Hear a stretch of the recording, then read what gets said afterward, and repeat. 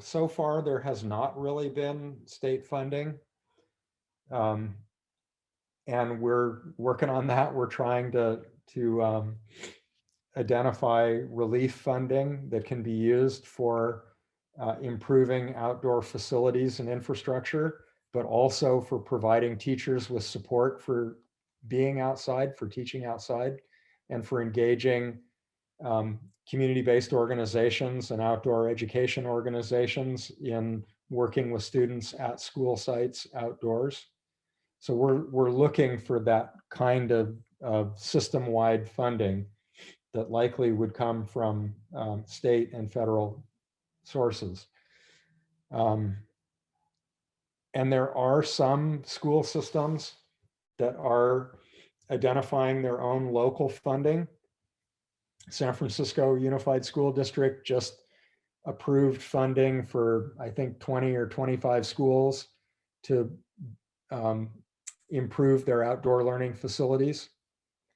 Um, Berkeley School District, where I'm living, has just a couple of weeks ago identified funding for 4 elementary schools to add canopies and wind barriers and hand warmers for outdoor learning. So it's starting to happen a little bit, but it's anecdotal, not systemic. And I think, you know, that's a challenge.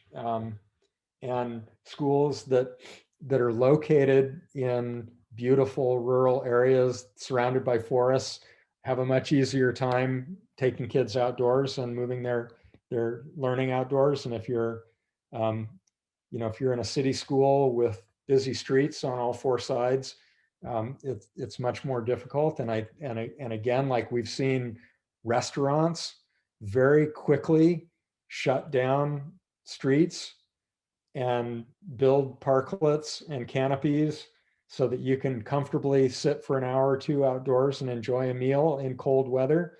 But our schools have not been given permission to shut down streets that border around the school to expand the amount of outdoor space that they have. And this would be so simple, right? I mean, so easy to put up a blockade at the corners of streets and just say, you know, for a couple of months, you don't drive on this street. You know, we're gonna have desks and chairs out here with some canopies and, you know, and have kids outside.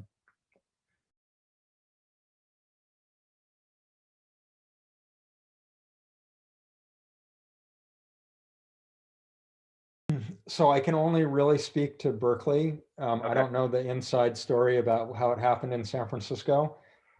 But in Berkeley, um, the school district has established at these 4, previously at these 4 schools, small cohorts of students that are coming back to school for in-person learning.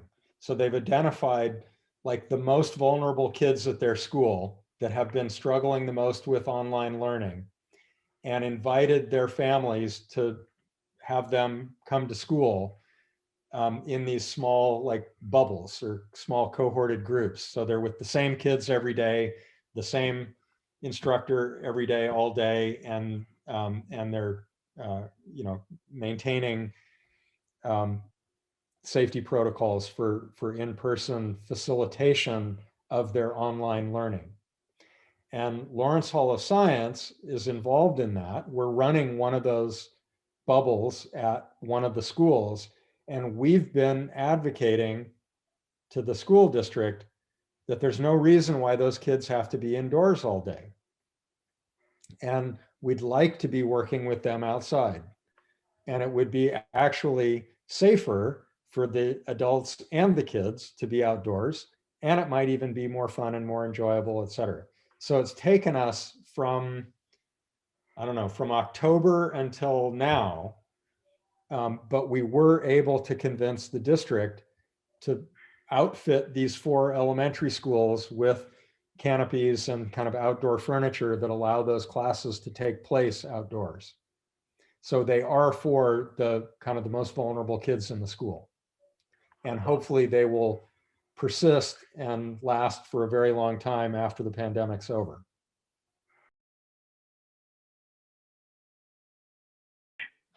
Yeah, I mean, that was kind of the way that they were able to get the school board to support it, was to say, this is a step along the journey that we want to take anyway.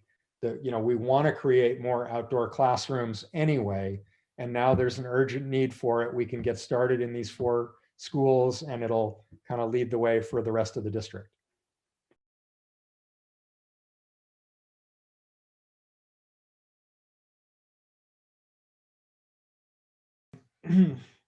So just like the curb cut story, there are stories like that that come from within the education system that everyone acknowledges and knows and grew up understanding. When you get your teaching credential or your whatever it is that your involvement in education is, we all know that, like, strategies that were designed to facilitate learning in special populations, kids that have a learning disability, an emotional problem, etc. Those strategies that work with those most challenging learning situations are almost immediately mainstreamed and become, quote, good teaching strategies. And so when we talk about like special education programs and programs for divergent learners and neurodiverse learners, those are the sources of innovation for the entire education system. And like my background, my kind of early work on the equity side of science and environmental education was related to designing learning experiences for English language learners, for kids that speak a language other than English as their first language. Sometimes now they're referred to as emerging bilingual students. And the strategies that we developed that are research-based for helping kids learn complex content at the same time that they're acquiring academic language, all of those strategies are part of the normal, regular, mainstream pedagogical approaches that everybody learns in their pre-service science methods class now for every kid.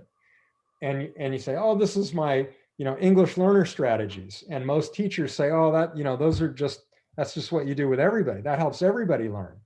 More visuals, more models, using multiple modalities, reading about something, writing about something, listening to something, doing something, all about the same content.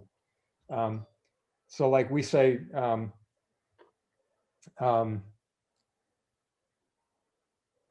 read it, write it, say it, do it, right? Like that's kind of a mantra for if there's something that is really worth learning, if it's a concept that's important enough and challenging enough to learn, read it, write it, talk it, do it.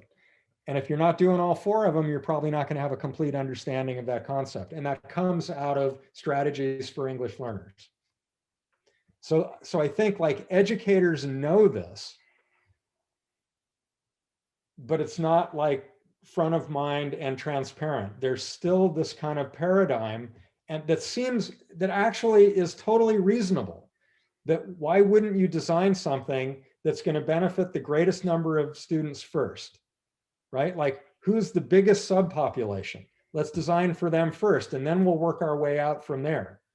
And it's counterintuitive that doesn't work, right? That if you start with the smallest population, you'll reach the greatest number of kids more quickly in the end. So I think like using examples that educators are familiar with and then making the connection is kind of the approach to changing mindsets.